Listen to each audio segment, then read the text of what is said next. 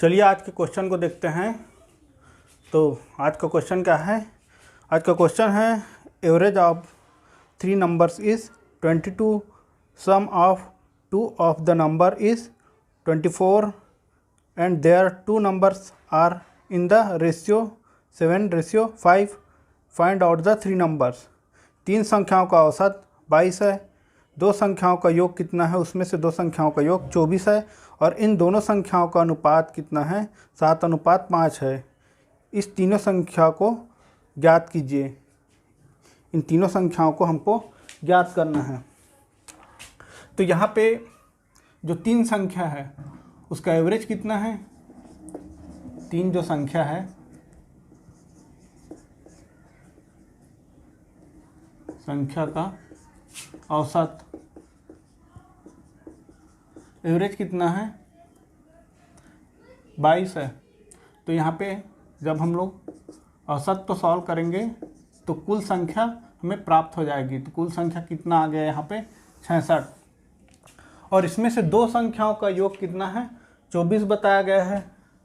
2 संख्याओं का योग कितना बताया गया है, 2 संख्या को अगर इसमें से हम लोग ऐड करते हैं तो 2 संख्या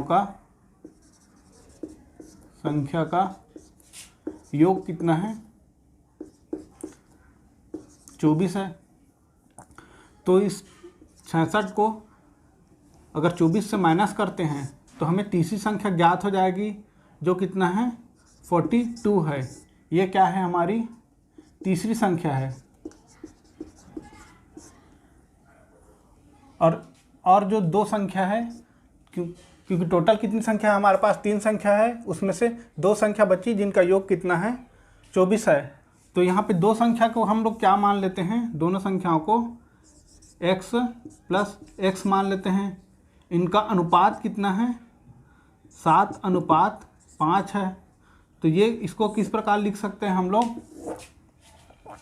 7x प्लस 5x, दोनों को इस प्रकार लिख सकते हैं क्योंकि दोनों का अनुपात कितना है, 7:5 है। दोनों को जोड़ने से क्वेश्चन में कितना बताया गया है, अगर हम लोग 2 संख्या को उसमें से जोड़ते हैं तो दोनों का योग कितना आ रहा है, 24 आ रहा है।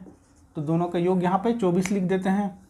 अब इस 7x और 5x कितना हो जाएगा, 12x, और यहाँ पे कितना है, 24 है। अब x का वैल्यू यहाँ पे कितना आ जाएगा,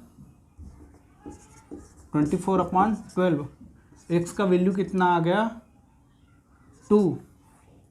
अब यहाँ पे हम लोग जब x का वैल्यू रखेंगे, x का वैल्यू किस में रखेंगे, यहाँ पे इसमें रखेंगे, तो हमें दोनों संख्या और 2 संख्या हमको ज्ञात हो जाएगी। तो 7x में अगर हम लोग x का वैल्यू रखते हैं तो 7 × 2, ये कितना हो जाएगा, 14,